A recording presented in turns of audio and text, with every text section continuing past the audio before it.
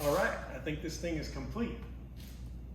Well, it's probably never fully complete. I mean, I've got a couple more minor things that I want to do to it, but here's what we did recently.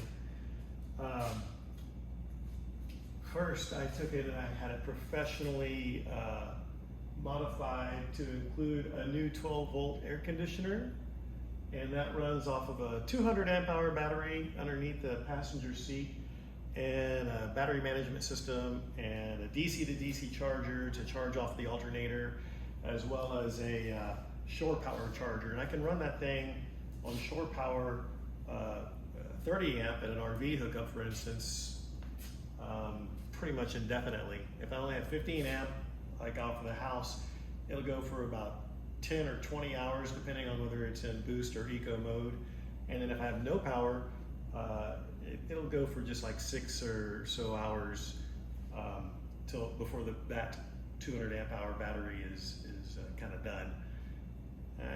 That might be good enough. I don't know. I haven't tried that yet. I've only been able to go off and use shore power, and it's been fantastic. It's chilled me out. Sleeping, had to stay under 2 blankets, so I'm loving it. Then they also installed a diesel-driven heater, so when it gets cold, I turn that thing on and it just uses the diesel fuel. They tapped off of it, so that was again professionally installed. I didn't want to have to do that. And I felt it. It gets very warm in there, so looking forward to having to use that and being comfortable in my van during the winter when I go racing. Then I had some additional storage up at the top, a mule bag, and that was to take the place of, I'm now missing one of the dog decks in one of the drawers that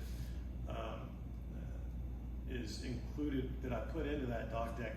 And the reason for that is that while I'm doing this camping, I had to lower the bed so that I'm not stuffed against the air conditioner. And so I can't get a bike up on this dog deck with the bed at this point. So I've got it removed from this side so that I can just use the floor mounted bike rack system. So then TJ and I, mainly TJ, I came up with the ideas, and TJ did pretty much all the work. Maybe I did a little bit of the work too, but we installed some in the garage area. We put some lighting in, and we also put it in the kind of the work area here. So these 2 lights are pointing in, these 2 lights are pointing down, and my idea was to have a switch here, as well as switch by the sliding door, so that we can, I don't have to come outside in order to, or try to crawl through my bikes or whatever, in order to turn it on and off.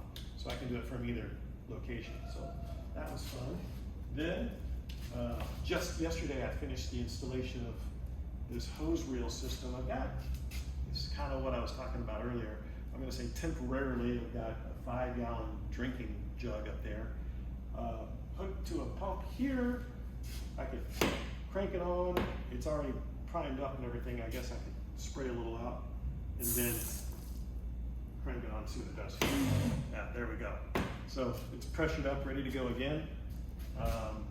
That took about 2 days to handle, and I bought a bracket for it, and then I had to chop it off, drill all my holes, put in my rib nuts, figured out how everything was going to mount up, and still be able to get the door latch in there and out of the way so I can swing the door all the way open.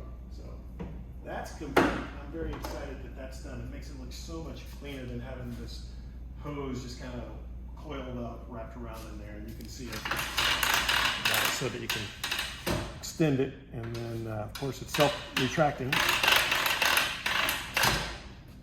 And you know, it's kind of like I said, I think I'm almost done. I think I'm basically done, just maybe gonna do a couple more things. All right.